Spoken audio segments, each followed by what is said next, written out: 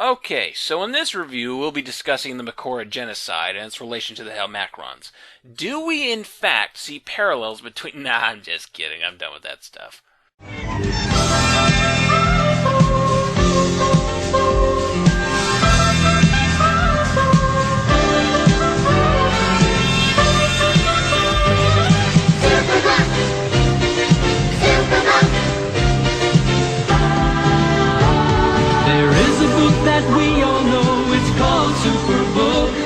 It shows us all the places that we want to go and look.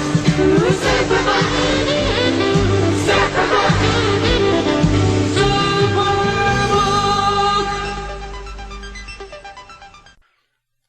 Oh, the Helmacrons. What the hell was the point of you? There are 2 books in the series that feature these little fuckers, and both of those books are total filler with a capital F. Not standalone stories, mind you. Standalones can still advance characters and give us insight to the central conflict, even if they don't really continue the central story arc itself. For example, number 26, The Attack, is a standalone. It has no direct connection to the Yeerk invasion of Earth, but it still advanced the characters in major ways and offered us a fresh take on certain issues. And as such, the book is genuinely well liked among Animorphs fans. The Helmacron books don't do that, and Animorphs fans hate them. They simply exist to fill out the number of books K. Applegate was obligated to produce. Hence, they are filler with a capital fillet. The Helmacrons themselves might actually be the perfect filler villains. They don't have enough power to affect the Animorphs storyline in any serious way. They have no connections to the central conflict, as they are easily ignorable by both the Andalites and the Yeerks, but are comedic enough to draw readers' attention. By design, the Helmacrons are meant to be laughed at and ridiculed and then forgotten. So, since you can skip over this book without any issue, you're probably expecting me to give a scathing negative review. Well, surprisingly, that's not going to happen here, as number 24, The Suspicion, isn't that bad. It isn't great. It isn't high art or stunning entertainment, and it is kind of forgettable.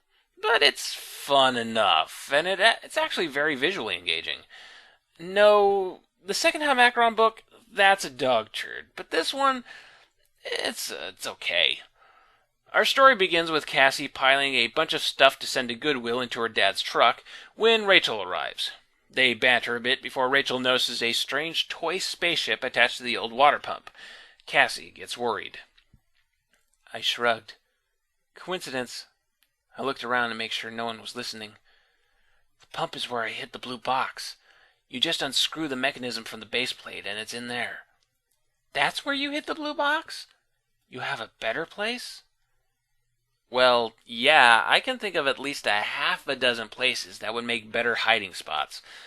Not that the water pump is a bad spot, mind you, and better here than any of the other Animorphs houses, but you can still run the chance of Cassie's parents or any hired maintenance taking apart the water pump for whatever reason and discovering it.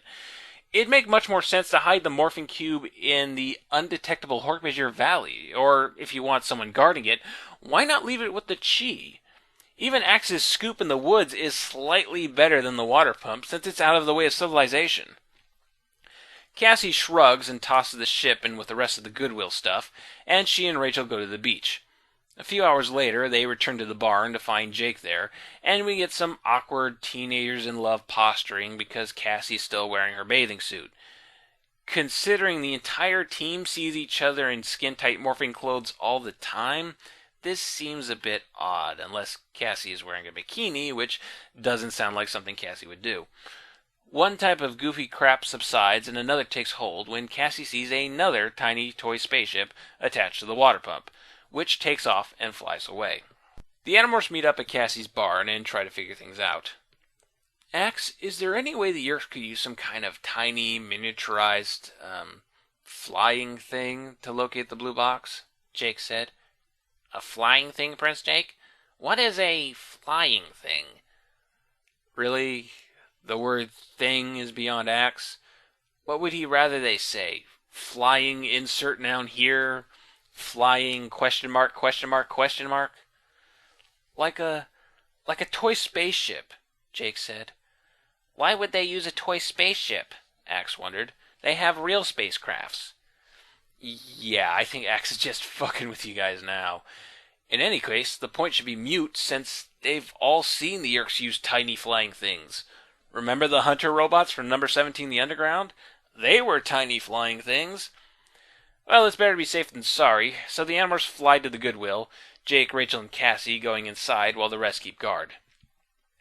Hi, my dad dropped off some toys about a couple of hours ago, along with a bunch of other stuff, and well, it turns out we gave you some stuff we shouldn't have. Yeah, his toy spaceship, Rachel said, pointing at Jake. That's right, my toy spaceship. If it just came in, it'd still be in the back.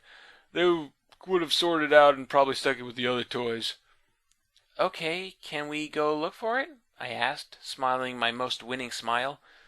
What kind of spaceship was it? The clerk asked. Toy, Jake answered. The clerk rolled his eyes. I mean, what kind? Romulan, Federation, Klingon, Dominion, Ferengi, or maybe it was from the Babylon universe, Minabari, Shadows, or was it from Star Wars? Was it a TIE fighter? Hey, Kay Applegate, Michael Grant. You're a bunch of nerds. And shouldn't the clerk be kind of confused as to why these kids are walking around barefoot in biking shorts and leotards? So the three of them go to the back and find the tiny spaceship, which starts to fly around and shoot at them, though the ship's weapons are about as painful as stepping on a Lego. The ship's occupants announce themselves through thought-speak as the Helmacrons, and demand the surrender of Earth with ridiculous bombast. Rachel responds by trying to smack them with a baseball bat. The Helmacrons mention a power source and leave, and Cassie realizes they're going for the morphing cube. The Animorphs give aerial chase, but the Helmacron weapons are a bit more effective against birds, and a tough little dogfight breaks out when the second ship appears. The fight leads back to the barn, where one of the ships slices through the water pump and uses force fields to extract the blue box. Why they didn't do that earlier is beyond me. Eventually, the ship with the blue box flies into the barn, while Rachel starts tossing bricks at the other. Cassie demorphs and races into the barn, only to get struck by a green flash. And then she begins to shrink. Tobias and Marco come in after her, get hit, and also shrink. They all end up about a 16th of an inch tall, meaning Tobias the Hawk is the same size as Cassie and Marco the humans. The rest of the Animorphs try to negotiate with the Helmacrons, and when that fails, just start chucking more bricks until they fly off, Jake managing to grab the morphing cube in time. However, Cassie, Marco, and Tobias are still stuck. They try to morph, only to discover that their morphs are proportionate to their new size, meaning an elephant morph would be the size of a Rice Krispie, while a flea morph could arm wrestle a flu virus. Well, just when you think all the shit's hit the fan, here comes another log in the shape of Cassie's dad coming home, forcing Axe to morph human, and... wow, I can be gross sometimes. Is he alright? My father asked. Who, Axe? Sure, he's fine, Jake said. He's just from a different country. I groaned. Oh no, now my dad'll ask, oh, very interesting. Axe, what country are you from? I am from the Republic of Ivory Coast. Oh man, I moaned. Why did I ever give him that World Almanac? If you don't mind me saying so, you don't look like you'd be from the Ivory Coast, my father said. He was getting that edge he gets in his voice when someone is slowly but surely beginning to grind his last nerve. How about Equatorial Guinea? The Republic of Kazakhstan? Canada? Tell you what, my father said. Let's go with Canada. I am from Canada. I am Canadese. Hey, who sliced up my water pump? Meanwhile, the shrunk Animorphs are discovering they're proportionally stronger and faster at their small size, a fact I thought was fishy, so I looked it up, and yes, they would be. Actually, there's a lot of accurate science and math in this book, so K.A. clearly took a lot of time at our local Barnes & Noble to get her facts straight. So the real science is good. The made-up science, though, I have an issue with. It's implied throughout the book that the Helmacrons can only use their shrinking ray when they possess the morphing cube.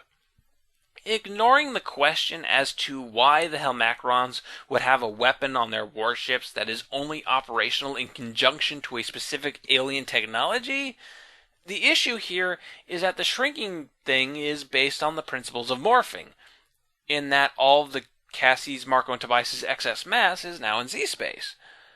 But doesn't that put them at risk of getting stuck at their new size after 2 hours?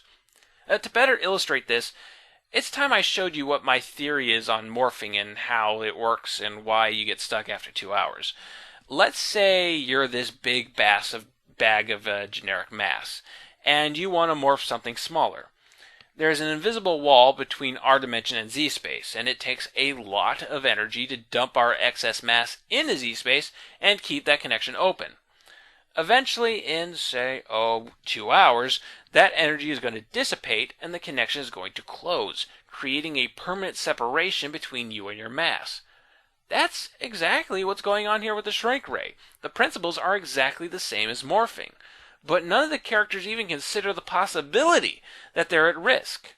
I think a ticking clock would have made this book a lot better, made the Helmacrons a genuine threat instead of comedy relief. The normal-sized Animorphs morph bug and try to collect the shrunk ones, but the Helmacrons return and their weapons are at least effective against insects, so the Animorphs are forced to back down while Marco and Cassie are captured. Tobias is able to fly away and avoid them. Helmacrons in person are tiny, four-legged, triangle-headed bug things in silver one-piece suits, a fashion that, thank God, is not taken off on Earth. Inside the Helmacron ship, Marco and Cassie discover the Helmacron captain, dead, and skewered by tiny swords. We'll get back to that. They tell the two humans to grovel before the dead captain, but since the Helmacrons have no concept of human culture, Marco and Cassie just goof off and call it groveling. The Helmacrons none the wiser. Me, I would have performed a vivisection on the corpse and called it groveling.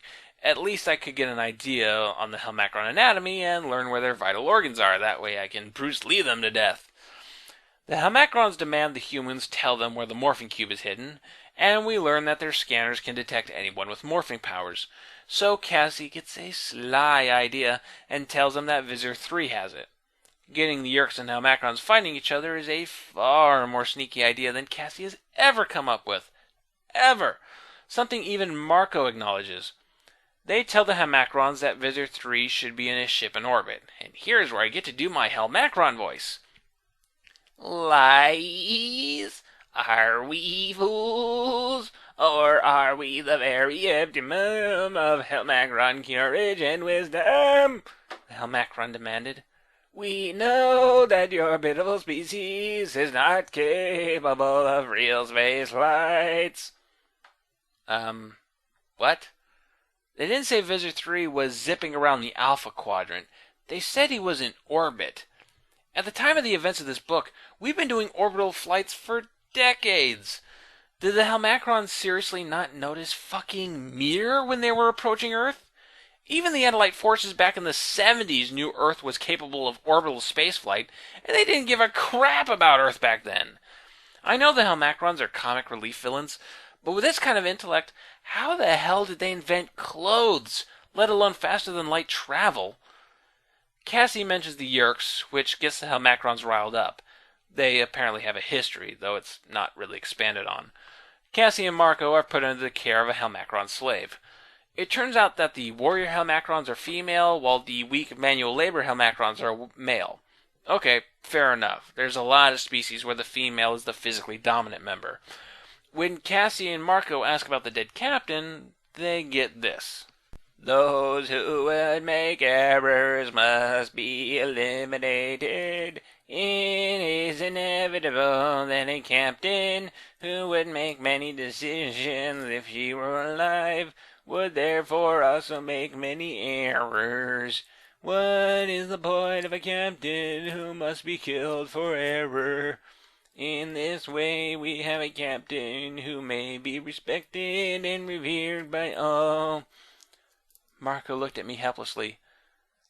What's sad is that makes a certain bizarre kind of sense. He turned back to Wuss. What about your other leaders? All dead?